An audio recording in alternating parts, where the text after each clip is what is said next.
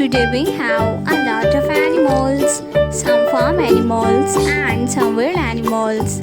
Let's learn their names one by one. The first one is a lion.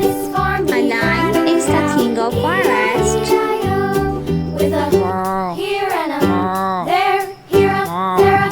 The next animal is a zebra. This is a zebra. A zebra. A cow. A cow is a farm animal. This is a cow. The next animal is a panda. This is a panda. The next animal is a leopard.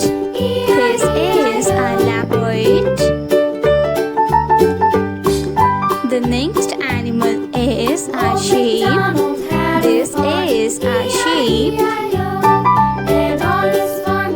The next animal is a camel. This is a camel. A